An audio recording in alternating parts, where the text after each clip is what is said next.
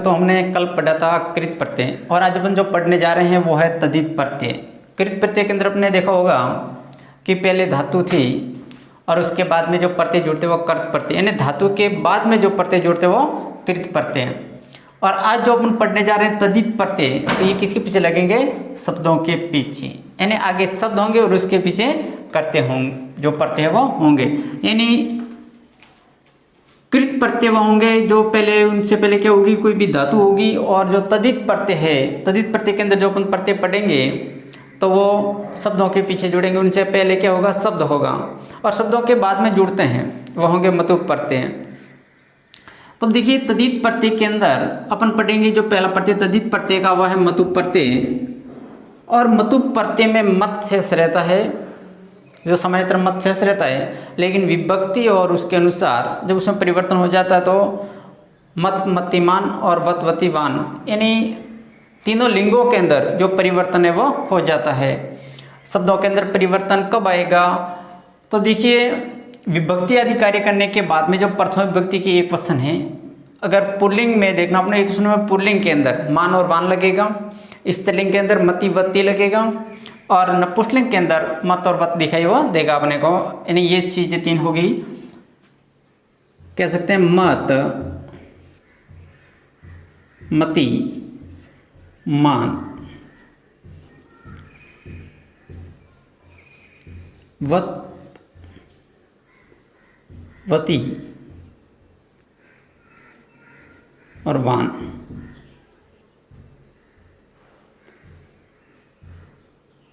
यानी ये जो दिखाई दे रहा है आपको मत मतिमान वत वतिवान, यानी ये पुल्लिंग के अंदर होगा, ये स्त्रीलिंग के अंदर होगा, और ये होगा अपने नपुंसकलिंग के अंदर मत मतिमान वत वतिवान। अब शेष रहता है, इससे अपने को पता लगेगा कि इसके अंदर प्रत्यय वो कौन सा है। एक और प्रत्यय अपने पढ़ा था सांस प्रत्यय, तो उसमें भी आपको पता होगा आन और मान शेष रहता है।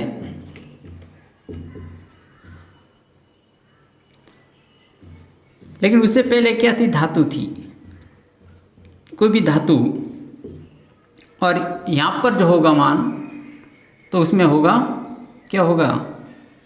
मतुप प्रत्यय होगा, यानी इससे पहले क्या होगा? शब्द होगा, और यहाँ होगी धातु। देखिए धातु के बाद में जुड़ते हैं। सांस प्रत्यय के अंदर पहले धातु होती है और उसके बाद में जो सांस प्रत्यय जुड़ता है तो शब्द बनता है आन या मान, इसमें जुड़ते हैं, और इसमें वान और वान जुड़ते हैं, मान और वान। तो इसमें पहले क्या होगा? शब्द होगा, और उसके बाद में ये वान और मान है वो शेष रहेंगे। फिर देखिए मकारांत व अकारांत शब्दों से मतुप प्रत्यय करने पर म को व हो जाता। अब देखिए अपने कोई शब्द आएगा ज्ञान प्लस मतुप, तो ज्ञानवान करना है या ज्ञानमान करना है, तो व और म ये कैसे करेंगे अपन इसको? तो कैसे पता करेंगे कि इसमें व आएगा या म आएगा? उसको अपन समझ लेते हैं, व और म को किस प्रकार से अपने को लगाना है। तो देखिए मकारांत शब्द यानी म से शुरू होने वाले, और अकारांत यानी जिनकी ध्वनि अ आती हो से मतुप प्रत्यय करने पर, अगर ऐसे शब्द है और जिनके अकारांत में है तो स्टार्ट जो प्रथम अक्षर है म है, या फिर अकारांत है यानी अ की ध्वनि आ रही है, तो ऐसे शब्द है और उनसे अपन मतुप प्रत्यय करेंगे तो म को व कर देना है। जो म होगा उसको अपन क्या करेंगे? व हो जाएगा। मतुप का जो वान शेष रहता है, मान शेष रहता है, वहाँ पर क्या हो जाएगा? वान प्रत्यय हो जाएगा। वान प्रत्यय करना अपने को। फिर शब्दों के अंत में देखना है जो शब्द दिया हुआ है, और उसके अंत में अपने को देखना है अगर किसी वर्ग का पहला दूसरा तीसरा या चौथा, यानी झलवर्ण कह सकते हैं अपन, जब बना गढ़ दशा जो अक्षर है, तो किसी वर्ग का पहला दूसरा तीसरा चौथा, तो ये अगर वर्णों के अक्षर जो अंत में रहते हैं तो भी मतुप में म को व हो जाएगा, मत का वत हो जाएगा, वति हो जाएगा, वान हो जाएगा। कब होगा? जब या तो किसी वर्ग का प्रथम अक्षर म है, या फिर अकारांत यानी अ की ध्वनि आ रही है, या फिर शब्दों के अंत में किसी वर्ग का पहला दूसरा तीसरा चौथा अक्षर आ रहा है, तो भी क्या होगा? म का व हो जाएगा। और वान तो कहाँ लगेगा? इनको छोड़ करके अगर ये नहीं है, अकारांत नहीं है, तो सीधे अपने को लगाना है मान। अब देखिए अपने जो शब्द दिया हुआ है, पहला शब्द है अपने सामने ज्ञान, और प्रत्यय मतुप प्रत्यय। तो ज्ञान अपन इसको करेंगे, इन्हें तीनों लिंगों के अंदर, तो देखिए ज्ञान प्लस मतुप, अपन देखते हैं कि जो प्रथम शब्द है और उसका अंतिम जो अक्षर है अकारांत है,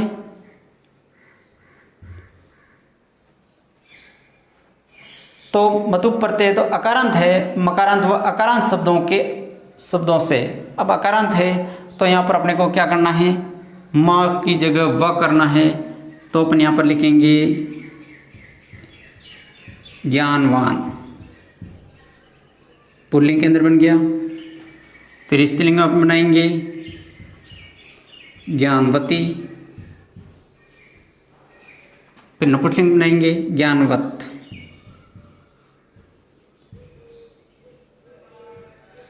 ये बन गया अपने वान से, क्योंकि इसके अंत में ना आया है ना, अकारांत है, इसका मतलब अपने क्या लगाया, वान लगाया है। यानी वान और मान कहाँ लगाने, वो आपने समझा कि अ आता है, यानी अकारांत है तो उसके पीछे अपने को क्या लगाना है, वान लगाना है। फिर देखिए धन प्लस मतुप, यहाँ पर भी देखिए शब्द का जो अंतिम है वो अकारांत है, तो क्या हो जाएगा धनवान, धनवान हो गया। स्त्रीलिंग के अंदर धनवती हो जाएगा,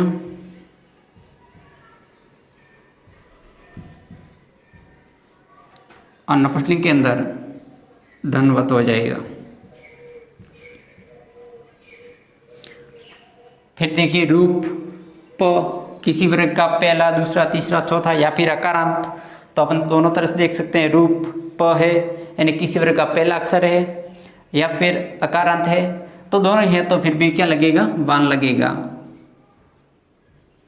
तो हो जाएगा रूपवान, रूपवती,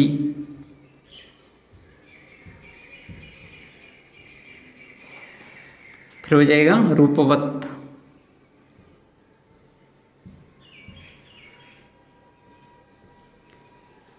उसके बाद देखिए बुद्धि धन मतुप, बुद्धि क्या आया है, ई, यानी शब्दों के अंत में किसी वर्ग का पहला, दूसरा, तीसरा, चौथा वर्णों के रहने पर वर्ण है, लेकिन मकारांत व अकारांत शब्दों से मतुप में करने पर म को व होगा। यानी जब अंत में अकारांत की ध्वनि आ रही है तभी ये म का व होगा, नहीं तो म ही रहेगा। तो यहाँ पर ई है यानी बुद्धि, यानी ई है, इसका मतलब ये अकारांत नहीं इकारांत है, तो क्या हो जाएगा, मान ही रहेगा, वान नहीं होगा। वान कब होगा, जब अकारांत या मकारांत या फिर किसी वर्ग का पहला, दूसरा, यह समान रह सकते हैं, लेकिन ये भी अपने को ध्यान रखना अकारांत का। तो यहाँ पर क्या है, इकारांत है, तो यहाँ पर हो जाएगा बुद्धिमान, यानी यहाँ पर व नहीं होगा, तो होगा बुद्धि और मतुप का मान, तो यहाँ पर हो जाएगा बुद्धिमान। फिर बुद्धिमती,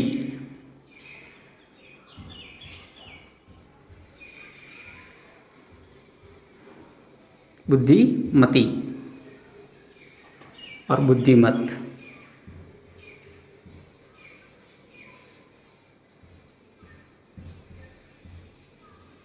अगर इकारांत आता है, उकारांत आता है, यानी अकारांत को छोड़ करके अगर को आ रहा है तो फिर अपने को क्या करना है, मान होगा, यानी वान नहीं होगा। फिर देखिए श्री धनमतुप, श्री यानी इकारांत है तो श्रीमान, शब्द वैसा का वैसा, और मतुप का मान तो होगा श्रीमान। फिर श्रीमती,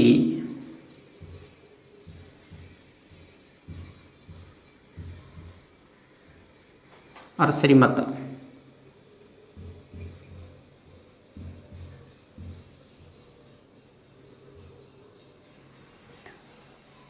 श्री धनमतुप तो श्रीमान, श्रीमती और श्रीमत। देखिए श्रीमत अगर पुल्लिंग को स्त्रीलिंग बोलेंगे, श्रीमती वहाँ पर जो स्त्री प्रत्यय लगा करके भी इसको पुल्लिंग बना सकते हैं, लेकिन श्री धनमतुप आता है, श्रीमान आता है, तो अपने को श्रीमान के अंदर मान है, मान किसका शेष रहता है, मतुप प्रत्यय का, तो अपने को इसके अंदर मतुप करना है। यहाँ पर देखिए मान किसका शेष रहता है, सांस प्रत्यय के अंदर भी मान शेष रहता है, आन और मान शेष रहता है, लेकिन उससे पहले क्या होगी, धातु होगी, और यहाँ पर शब्द होगा। फिर देखिए शक्ति धनमतुप, तो यहाँ पर हो जाएगा शक्ति, इकारांत है तो मान हो जाएगा शक्तिमान, शक्तिमती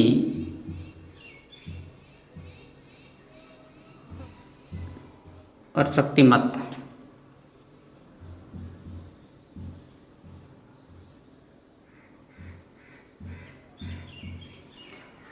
अब देखिए वान,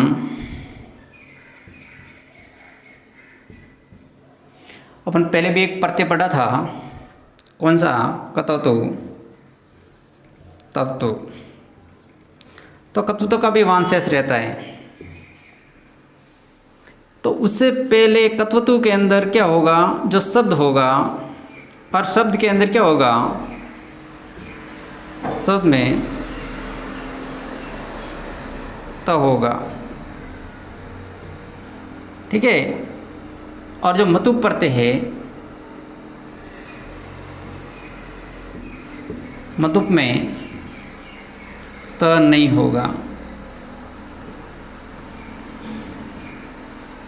और कुछ अपवाद भी हो सकते हैं, तो होगा, लेकिन उसमें जो एक धातु नहीं होगी, यानी यहाँ पर ये धातुओं के पीछे लगेंगे और ये शब्दों के पीछे लगेंगे। तो अपने को ध्यान रखना है कि ये पहले क्या होंगे, शब्द है तो उसमें सास अगर वान शेष रहता है तो मतु प्रत्यय होगा, और अगर धातु है और उसके बाद में अगर वान शेष रहता तो कतुतु प्रत्यय होगा। तो ये वान और मान का देखिए, शक्ति धन मतुप शक्तिमान, उसमें तो आया है शक्तिमान, लेकिन उसमें क्या शेष रहता है, मान शेष रह रहा है, मान शक्तिमान। तो मान वान होता शक्तिवान, तो शक्तिवान नहीं होगा, ठीक है ना। तो वान मान ही रहेगा, तो मान रहेगा तो वो शक्तिमान, तो इसमें तक आपने को कोई मतलब नहीं रहता है, यानी मतुब के में तो है वो नहीं होगा, तो होगा लेकिन उसमें पीछे क्या नहीं होगा, वान नहीं होगा। और कत्वतु के अंदर जो वान शेष रहता है, और इसमें भी वान शेष रहता है, ज्ञानवान, उसके अंदर पठितवान, तो उसमें पठित पठ धातु है, और यहाँ पर ज्ञान जो से धन है, रूप है, वह क्या है, शब्द है। तो ये अपने खास करके थोड़ा ध्यान रखना है कि जो धातुओं के बाद में अगर जो प्रत्यय जुड़ेंगे वो कृत प्रत्यय होंगे, जैसे कत्वतु है तो उसके अंदर जो वान शेष रहता है, और एक मतुप प्रत्यय के अंदर भी वान शेष रहता है, लेकिन उससे पहले क्या होगा, शब्द होगा। तो यह था अपना मतुप प्रत्यय। फिर अपना आगे और इससे संबंधित जो तद्धित प्रत्यय है उनको पढ़ते हैं।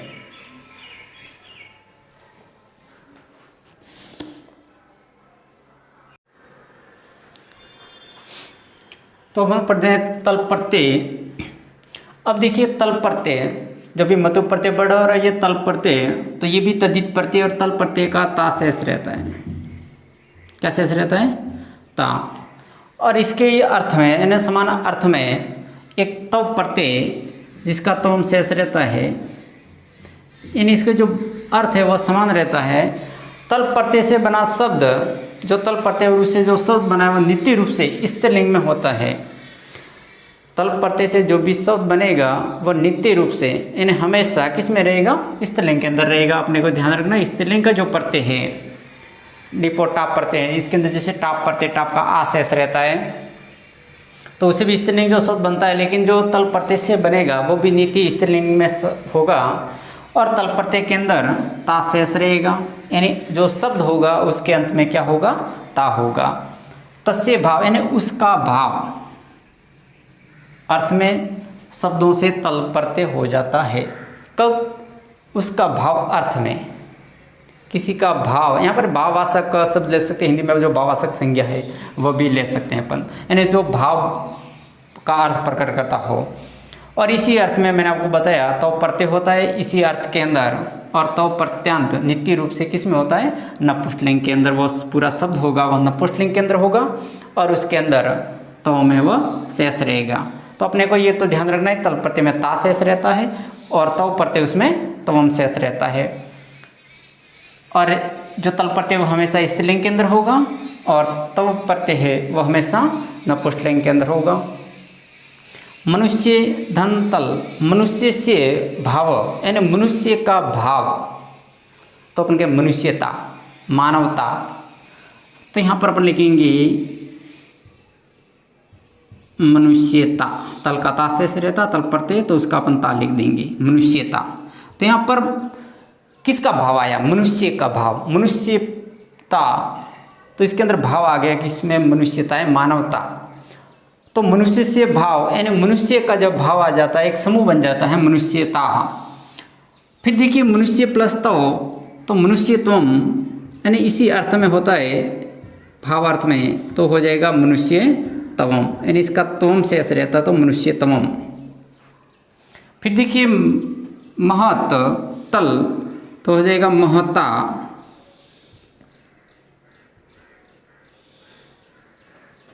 महत्वम,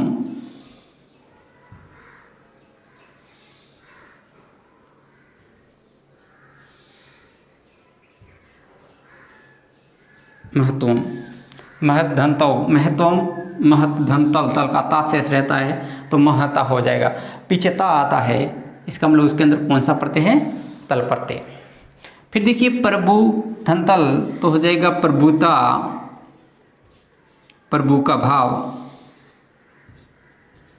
प्रभुता,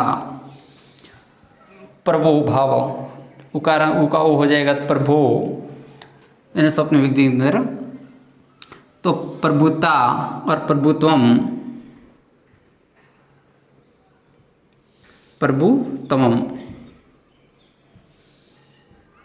फिर देखिए बंधु धन तल, तो क्या हो जाएगा, बंधुता,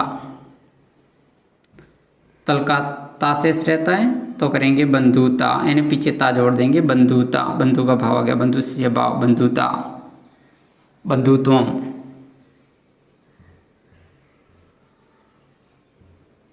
बंधुत्वम। अब अपने को ध्यान ये रखना है ता और तम का, यानी ता आता है